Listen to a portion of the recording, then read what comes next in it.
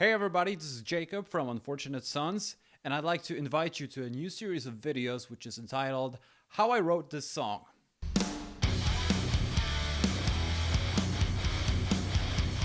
So, How I Wrote This Song is a series of videos in which we dive into how our music has been actually written. It's not called What Makes This Song Great. Okay, so in today's episode, we'll focus on our first single, which is entitled Know You Too Much.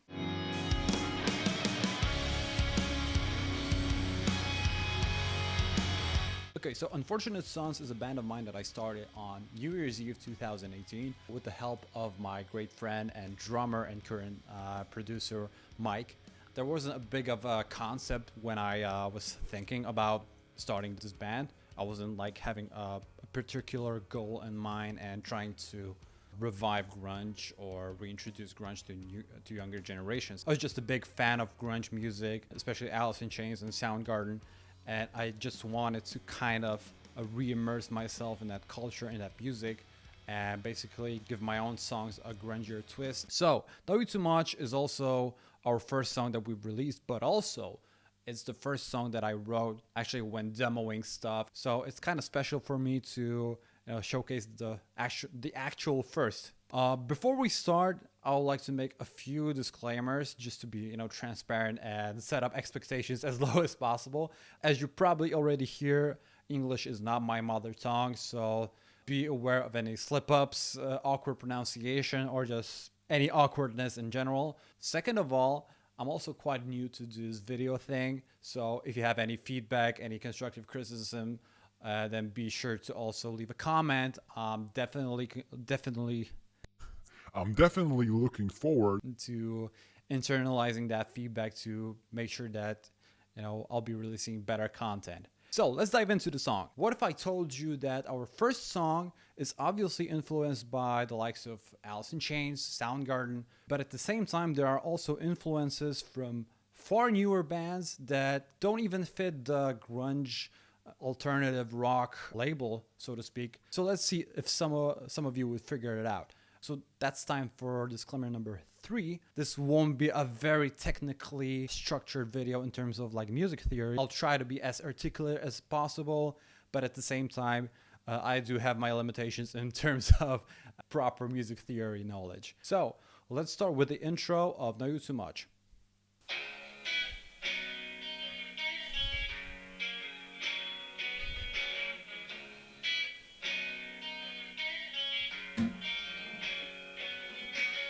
Basically, the intro, the verse, and the main riff is kind of the same part. I'll show you the chords and just let's play it.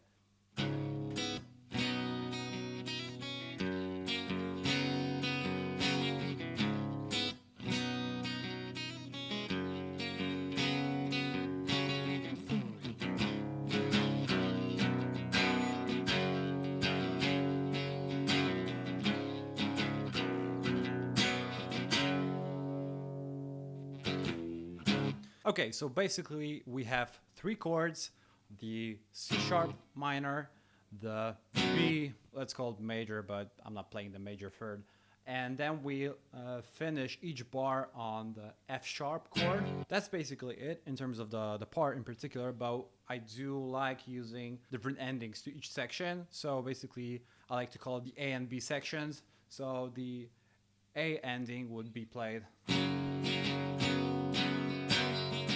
and the B ending will be played like this. Okay, so the question is, for this particular part, what other songs were the inspiration for forming this part? So there are actually 2 or even 3 songs that are a direct influence. So the first direct influence would be Nutshell by Alice in Chains from their 1994 EP entitled Jar of Flies.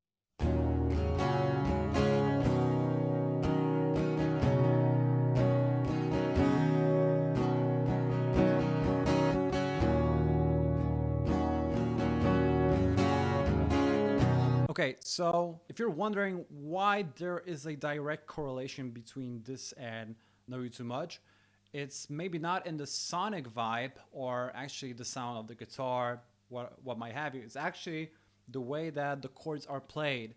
This is how Nutshell is played on my downtuned guitar.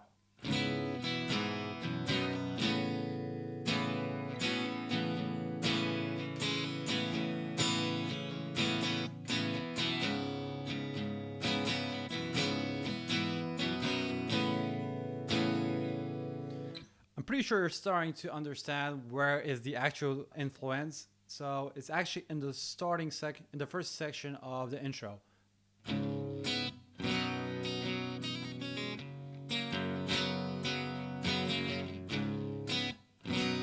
be perfectly honest, as I mentioned before, it wasn't a conscious decision to use that chord structure, but I really enjoyed the way that it sounded. It sounded like, you know, a bit different than like the basic chord.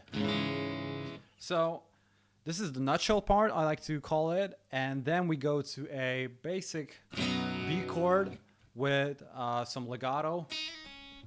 And then we go to the ending of the fourth bar. And this is the part where we actually have two songs that were a direct influence. First of which is Sun Shower by Chris Cornell.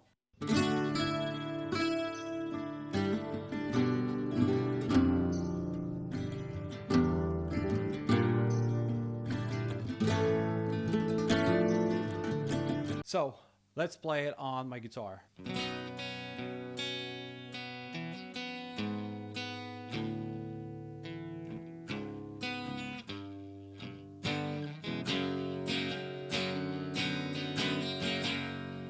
So by now it becomes kind of obvious that I'm using a lot of chord extensions to try to, you know, extend the sonic quality of a particular chord. By not using, I would just play.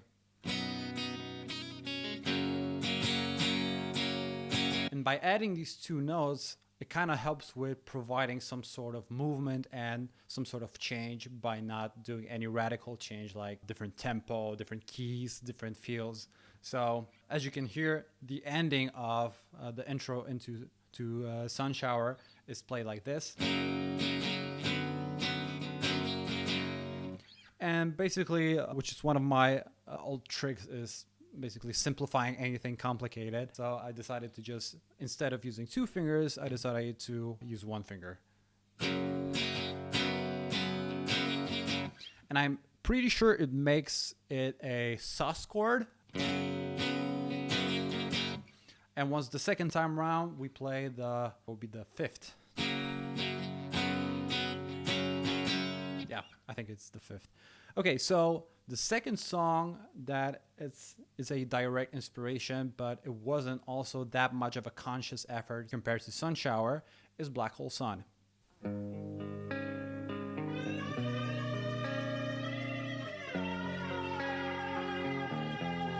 So also playing that on my guitar, that would be something like this. So it's basically leveraging the odd sound nature of a sus chord.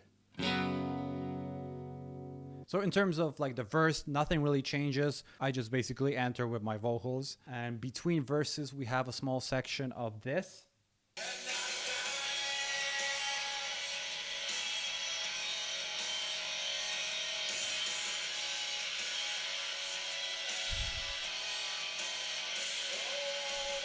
Okay, so this is the, we have a inside joke within the band that's kind of the Another Time section. Jaki zaśpiew? Another time. Another time. Another time. Another time.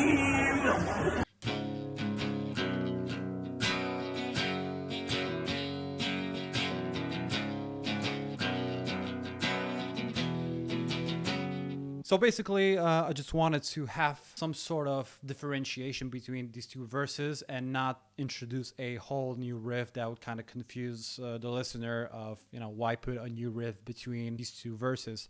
So that's why I've kind of stick with using the old riff from the intro and from the main riff, but just play it 2 times shorter, just 1 bar, to kind of put in some sort of transition between the verses. So then we have the second verse. And pretty much besides the lead guitar stuff,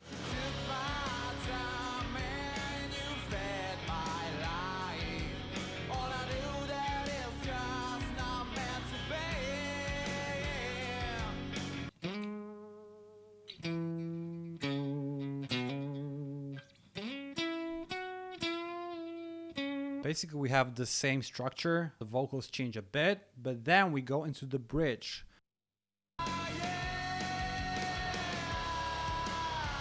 Okay, so in this section, I wanted to stay within the same root note, which is C sharp. But at the same time, I wanted to introduce some sort of change compared to the parts in the verse sections. I went with this kind of riff, which is...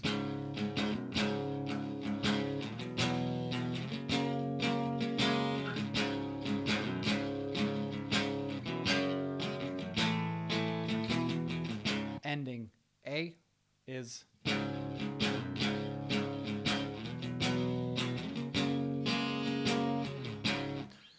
and the B ending is...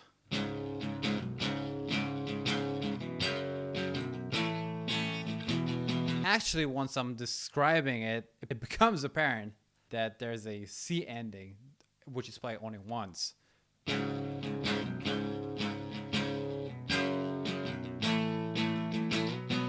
It's an exception that proves the rule. But before we go to the chorus, it's time to explain what was the underlining inspiration of that particular part. So for this part, we'll be looking into a song called Confusion from Alice in Chains' first record entitled Facelift.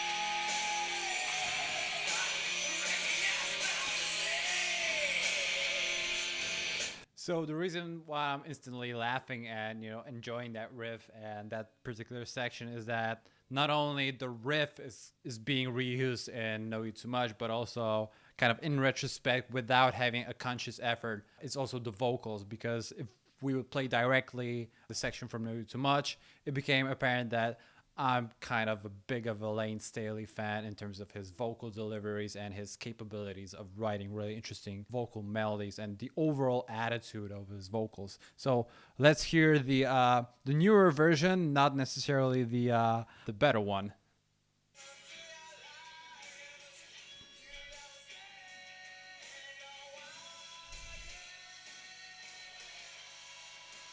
Similar notes, but not as high.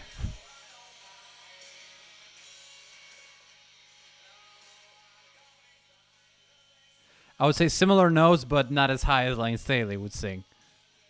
Okay, so now we finished the bridge part, the pre-chorus bridge, and now it's time to go to the chorus.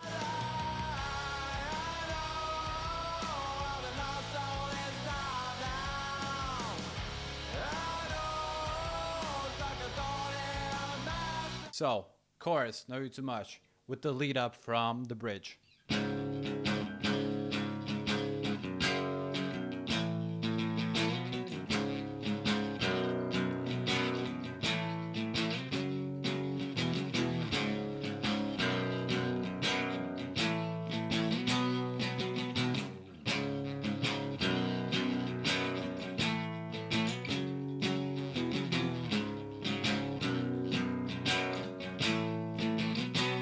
This time, it's kind of a twist to it in terms of, showcasing our inspiration.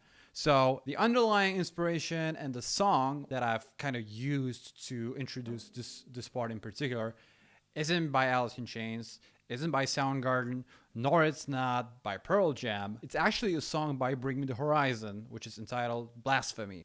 I was a huge fan of their record entitled That's the Spirit.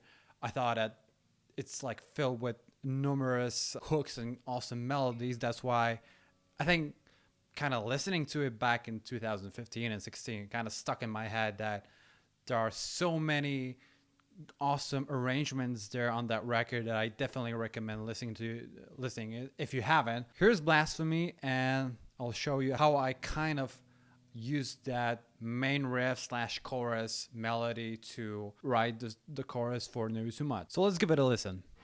No, don't preach to me.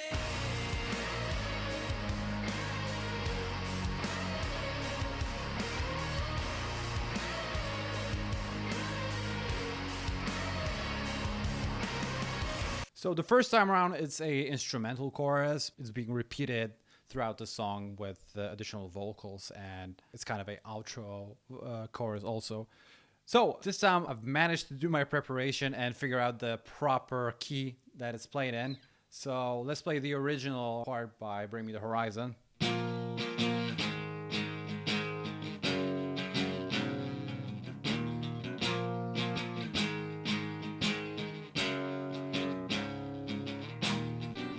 Minus the shitty playing. It's kind of obvious that the chorus for Knew You Too Much is pretty much the similar way structured, but obviously in a different key. I really wanted to, at the same time, stay within still the root note, but also I wanted to further introduce some more of a change, and yet to kind of make sure that the chorus riff would be somewhat has somewhat resemblance to the main riff. And then by kind of delving into that particular riff by Bring Me the Horizon, it became apparent for me that it would be cool to use like a descending melody while being really open, whatever it might be. The kind of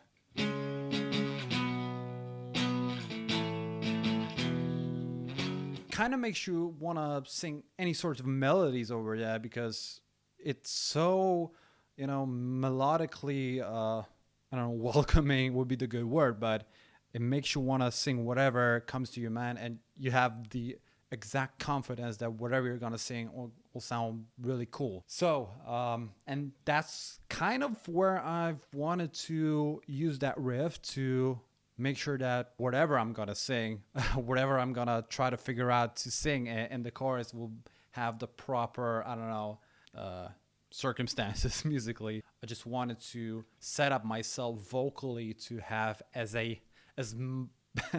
easy of a job as possible, knowing that I'm probably not gonna have like super vocal capabilities. I just wanted to have a cool backing track to, introduce a lot of change, a lot of dynamics, but at the same time provide a stable kind of ground for figuring out a vocal melody.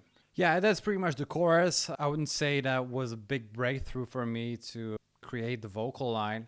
I really wanted to introduce some sort of hook that would be, as repetitive as possible. And obviously I've used the first line from the first verse of the song, which is I Know. And it kind of allowed me to go further with the song and be more confident in terms of finalizing the song, because usually once you write a song, you have a kind of tipping point to which you're trying to assess whether that's actually you have a legit song somewhere in there. So once I came up with that hook, I know I've been lost all this time now. So it became kind of transparent and obvious for me that I have a song here. Once you hear the final chorus to it, and you kind of start to imagine the whole thing in terms of having a song. So that was the chorus, and in retrospect, it kind of worked because people tend to remember only the limited amount of information. So once we play that song live or at rehearsals to our friends, they're kind of like, oh, that's the I Know song. Some of my friends really enjoy singing that while being drunk on parties.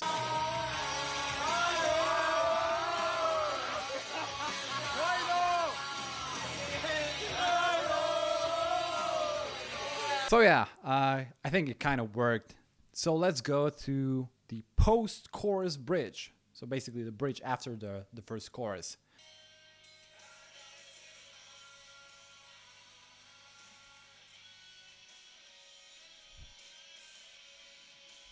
So this is the part where I decided to go with a key change, but I wouldn't say it's a typical key change from like C sharp up to F sharp.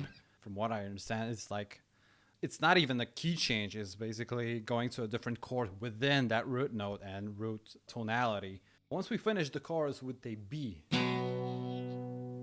that's basically where we pay off the title of the song. We sing I Know You Too Much. And then we go to the bridge, which is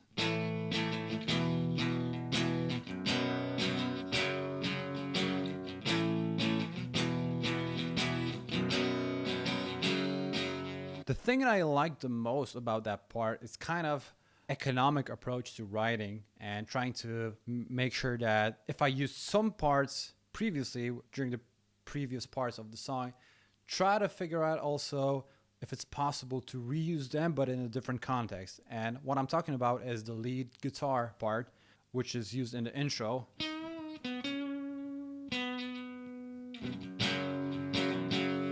And this is what I tried to do, and it came out really naturally and kind of intuitively, that I reused that same guitar lick.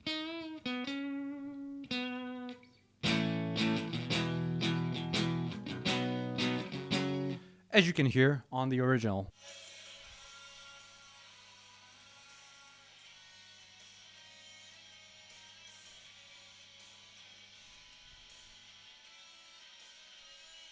The reason I really enjoy kind of reusing different parts in different sections in different contexts is that that's kind of my definition of providing a sense of movement. That's why you kind of know that part from previous, but once it's played over a different backing track, then you have a sense of kind of moving forward throughout the song. So I think it's gonna be kind of revealing once I play over the vocals once they come in the next bar.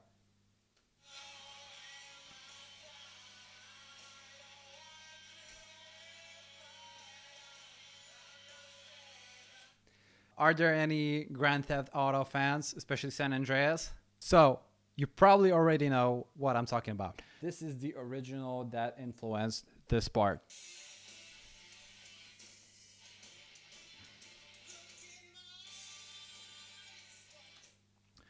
The song is called Cult of Personality. The band is Living Color. To be honest, I wasn't a big fan of their band, but I knew them from Radio X during playing Grand Theft Auto San Andreas. So being really familiar with that track and with the chorus slash bridge, I think it made me want to reuse that vocal part.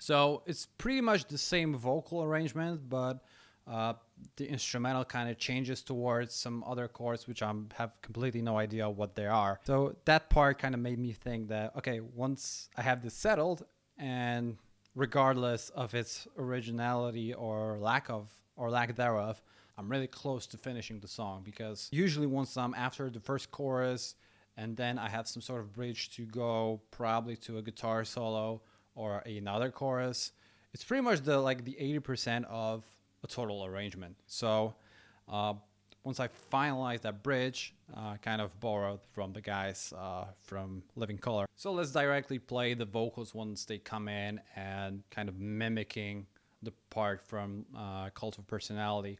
What was easy for me to basically arrange the singing part, because it was well within my range and kind of was a bit different from the previous parts, but at the same time it was really fitting to that chord progression. I want to whip, but I'm not safe. I'll just gonna stay away. I'm not gonna sing the higher octave, not to piss off my neighbors. Yeah. So.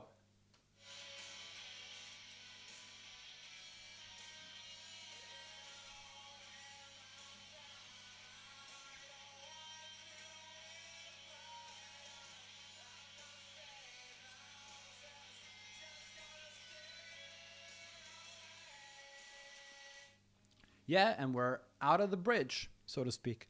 Now it's time for the guitar solo. I've kind of always wanted to stick within the used riffs and parts, so it was kind of natural for me to lean towards that pre-chorus bridge, because I have already a riff that kind of introduces some more change, and B, once that riff ends, it's kind of natural to go back to the chorus.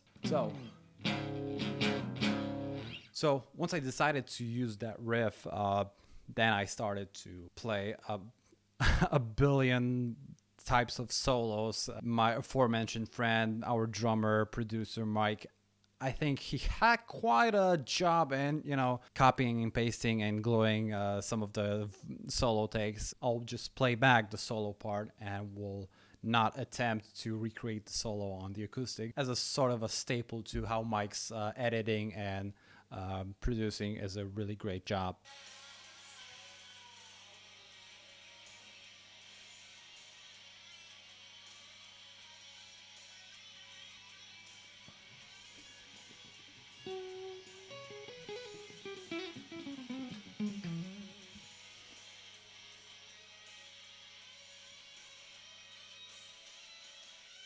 That was the solo. We're out of the solo. And now it's time for the chorus. That's the second time that I'm kind of leaning towards a part that was used in Blasphemy by Bring Me the Horizon.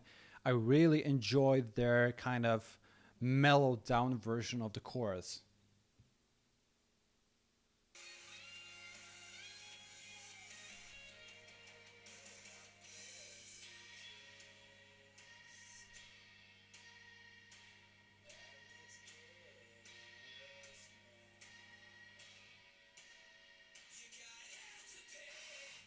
Yeah, and then once again, that's like a great example of using what I call like songwriting economics, is basically reusing the same part from the chorus, but kind of toning it down, playing on like one string, or just using a couple of elements, not the whole, a couple of instruments, not the whole arrangement of the song.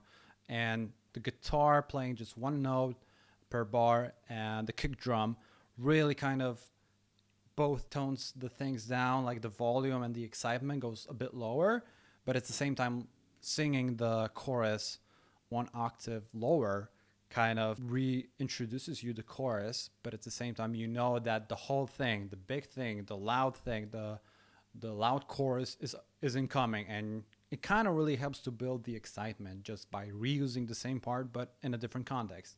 So that's basically where the pre-chorus, pre-final chorus in Know You Too Much came.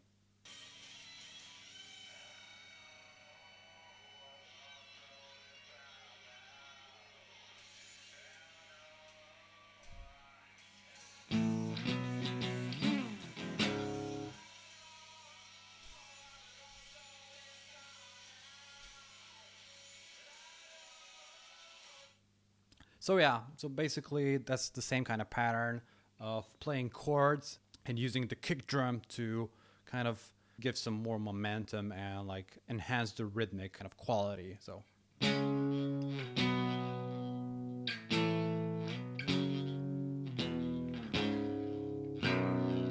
and then the kind of typical classic rock leading you upwards to the root note.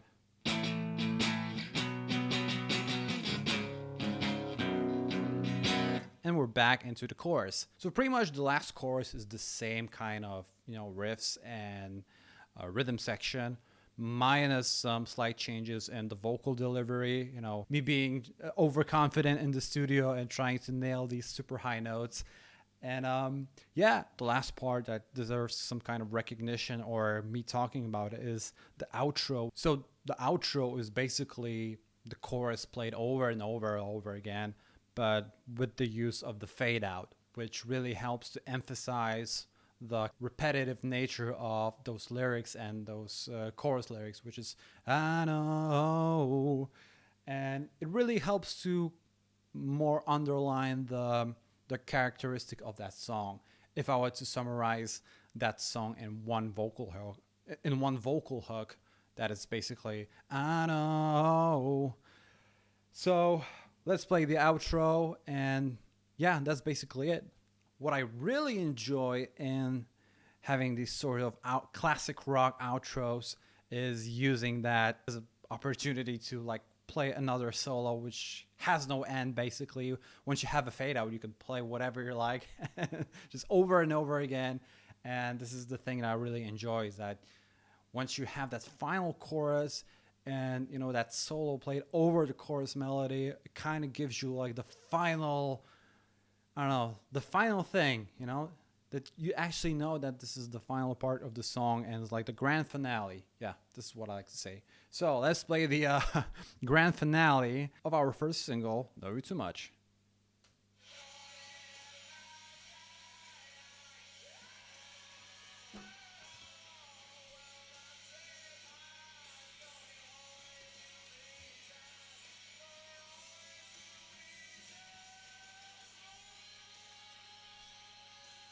The guitar solo starts once I'm singing that last note, that high F sharp, which is kind of really inviting the guitar to start the solo high and just, makes me want to sound like Bob Rock from 1991's A Year and a Half of the Life of Metallica. Just Crackle, boom, da-da-doom-doo, da-da-doom-doo. It's fucking... Yeah, so basically that's when the solo starts, and yeah, let's play it till the end.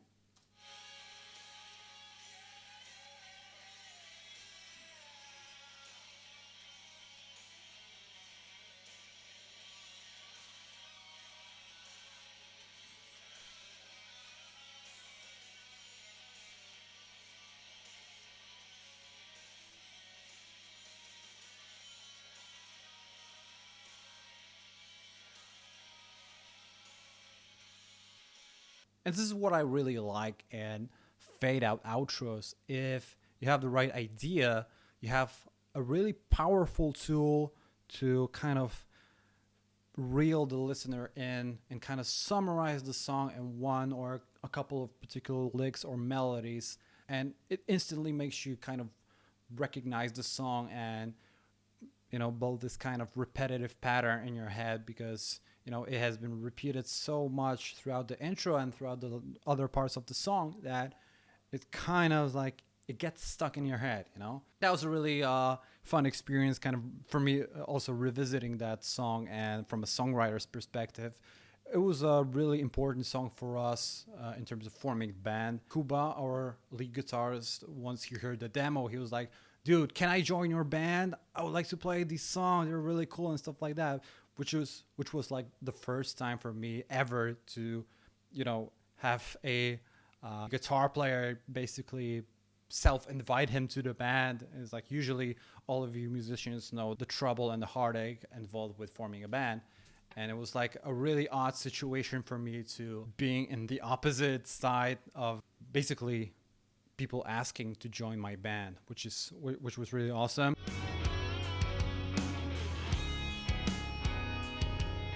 There's a really awesome video to that song that a really awesome video company called Tusik Media House, both great professionals and great friends, that actually heard the demo of that song, and they were so stoked and enjoyed that song that they were like, okay, we want to do this video for you guys.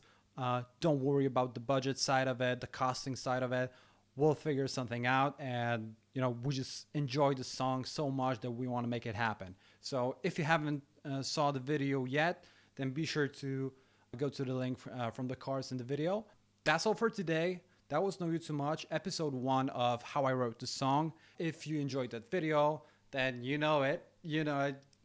click the like, subscribe, notifications, blah, blah, blah, all that things. But in all seriousness, apparently it really helps us building that channel and helping us as a band. Thanks for watching. See you next time.